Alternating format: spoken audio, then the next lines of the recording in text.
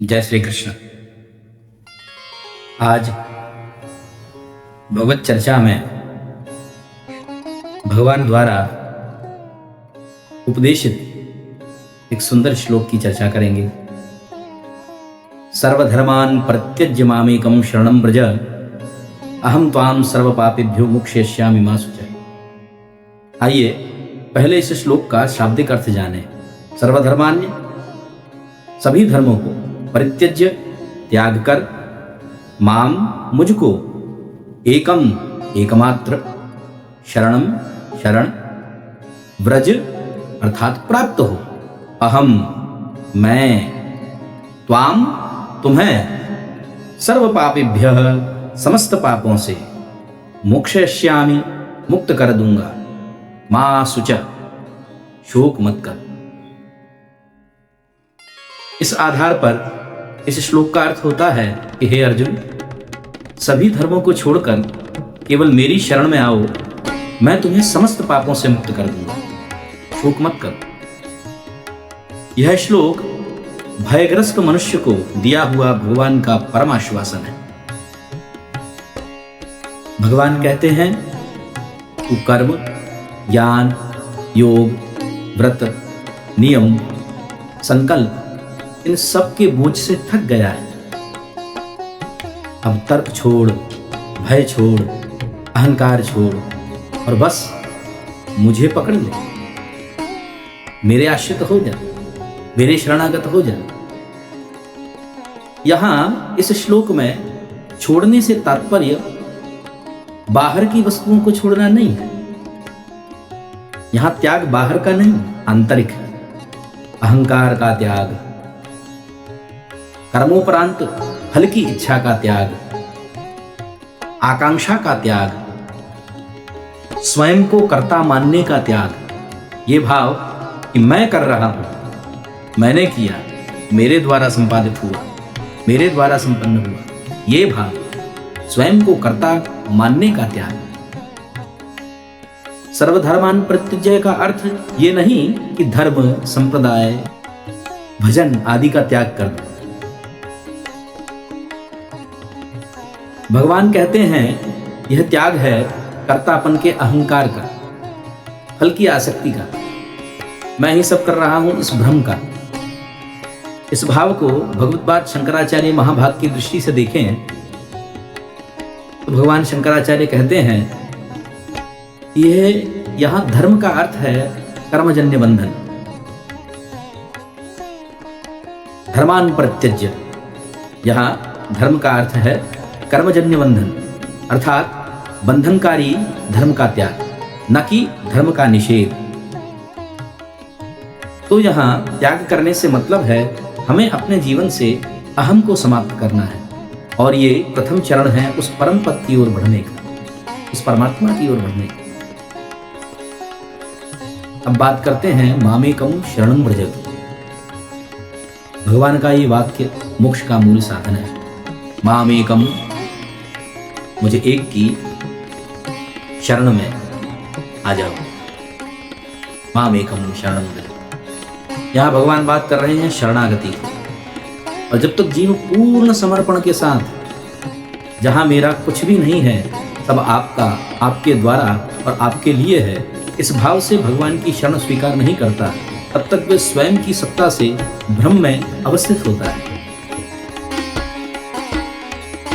और जैसे ही प्रभु की शरणागति प्राप्त होती है, ये भ्रम समाप्त हो जाता है। हम माने या न माने, हम सब है तो भगवान के आश्रित ही।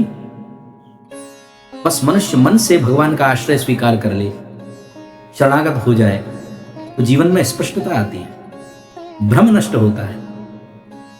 अब यहां प्रश्न ये है कि शरणागति कैसे होगी। शास्त्र में शरणागति के 6 अंग माने गए हैं। भगवान के शरण में जाने के लिए व्यक्ति के जीवन में इन 6 भावों का होना अनिवार्य है। जिस दिन ये 6 भाव जीवन में आ जाते हैं, अवस्थित हो जाते हैं, उसी दिन भगवान का आश्रय, भगवान की शरणागति हो जाती है।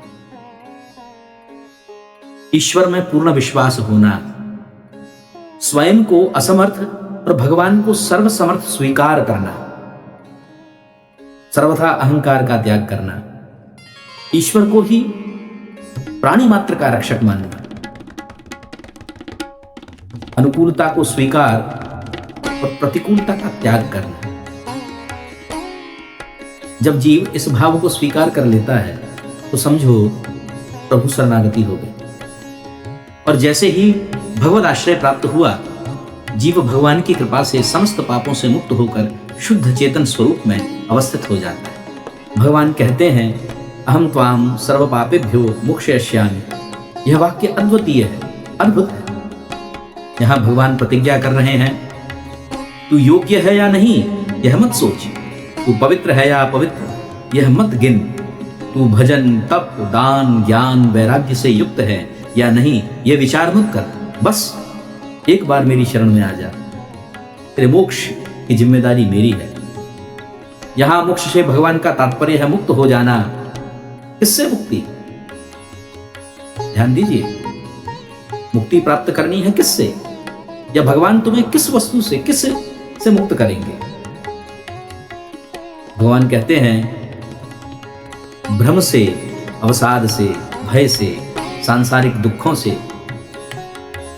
यहां भगवान जीव को आश्वस्त कर रहे हैं कि मात्र शरणागति से मुक्ति संभव है, उसके लिए किसी कठिन साधना की आवश्यकता नहीं है।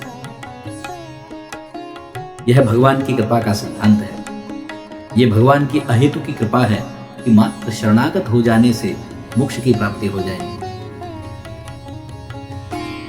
इस श्लोक के अंत में एक वाक्य है, मां शुचः। यह गीता का अद्भुत उपदेश है। पूरी गीता का निष्कर्ष इस एक वाक्य में है। भगवान कहते हैं, सोच मत कर, डर मत, मैं तेरे साथ हूं। जीवन मृत्यु पाप भविष्य कर्म फल इन सब का समाधान है भगवान की शरण, मात्र शरण। ध्यान दीजिए, कर्म मार्ग मनुष्य को शुचिता प्रदान करता है, अर्थात शुद्ध करता है। ज्ञान मार्ग ब्रह्म को दूर करता है, स्पष्टता लाता है। पर शरणागति का मार्ग सीधे गोविंद का सानिध्य प्रदान करता है, सीधे भगवत आश्रय प्रदान करता है, सीधे भगवान की प्राप्ति कराता है। तो सर्वश्रेष्ठ मार्ग है शरणागति का मार्ग। गीता जी का यह श्लोक बताता है कि मोक्ष साधन का फल नहीं, मोक्ष किसी कर्म द्वारा प्राप्त नहीं होगा, गोविंद की कृपा प्रसाद है। अतः भगवान की शरणागति से सहज मुक्ति प्राप्त होती है। जय श्री कृष्ण।